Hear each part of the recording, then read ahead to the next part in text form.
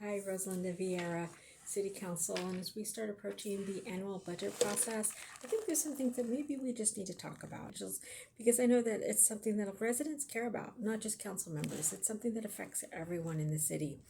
For me, this is very personal. I grew up with IRS agents as my uncles and aunts, and my first job was actually working in the accounts payable department, 1989. So I've been in the accounting department and working with financials for a long time. I've seen firsthand the checks and balances that are required in government when it comes to trying to make sure everything's accurate.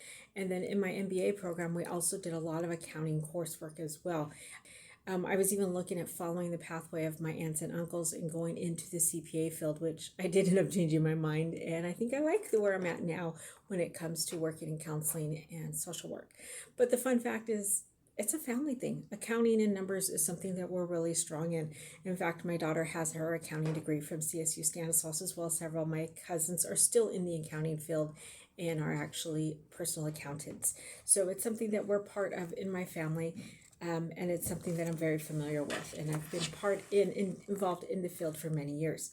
So now let's take a quick look at how things are handled here at the City of Ceres when it comes to our financials. Now, large transactions all have to be approved through the City Council, so there'll actually be a resolution that has to be approved for those expenses. Now, the smaller transactions, the day-to-day stuff, now that's going to be done obviously a little differently because those don't have to be approved. So with those things are generally, and we did the same thing. We do that at the school. I work at a college, so the same thing happened when I was overseeing the budget, because I did work in one of the largest departments that had one of the largest budgets, and we actually would have to go through and make sure that it's done to the correct accounting line, make sure we had documentation, and all of that's done electronically now. It's not like it used to be. That stuff can actually be done audited. The computer can actually see if the numbers look differently, kind of if you do direct deposit, or if you actually deposit a check on your mobile app, you can scan it and it actually tells you the amount of the check that you're scanning into your mobile app. So a lot of that still has not changed when it comes to the actual city. So because everything's approved through our budget. So that kind of gives you an outline of about what they can spend. They can't go really over that without an approval from the council. So that will actually have to be done. Now, grants do have very strict restrictions to it, and there's some other restricted funding that can and can't be used for certain things. So those ones have a little more restrictions, and those are really specific about what they can and can't be used for. So now what happens when a bill or an invoice is received? So say it's routed to the appropriate department. So if it's police, public works, parks, engineering, it's routed to that department, and then it's entered into the accounting system and it's scanned by that person.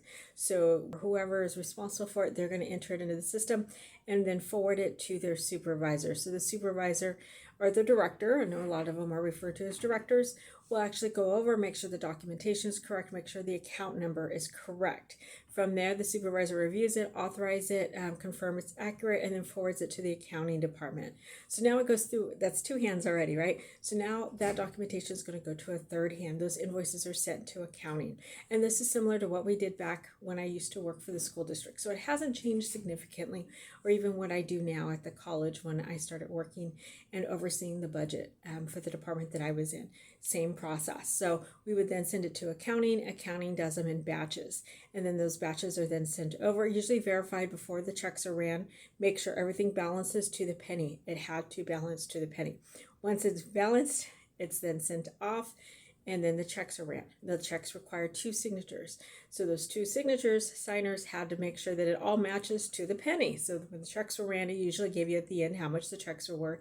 If you do online bill pay like I do, the bill pay again will tell me exactly what I'm spending when I do the bill pay. Now, currently, each month the bank statements do come in and they're reconciled to the city transactions. So each transaction has amount. They know when checks aren't cleared, when checks are cleared, and all of that should reconcile directly to the bank sheets. So once that's done, annually we do have an independent auditor. It's an outside auditor that has nothing to do with the City of Ceres. they come in and audit the city's financials. And we did the same thing at the school district, both at the college and the high school level. So I just want to let you know this is not unusual. It's something that happens. A lot of nonprofits have to do it as well to maintain their grant funding. So the auditor comes in. They used to pull our batches. Again, back in '89, it used to be done by paper. Now most of it's automated. Now they will randomly go through and they take a certain percentage. They just randomly pick a bunch. Verify that they've been authorized, verify we have the signatures, and verify that the invoices match the accounts and what was really purchased. It was very random. We have no idea what they were pulling. And so I think that is very key to the transaction because, again, it makes it very random when it comes to accounting.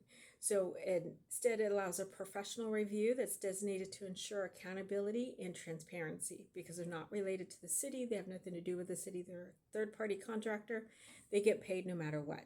The only recommendation we've had is we need to do it a little more timely as we approach the new budget and understanding exactly what was spent, what wasn't spent, what we can expect, and how to move forward and hopefully positively.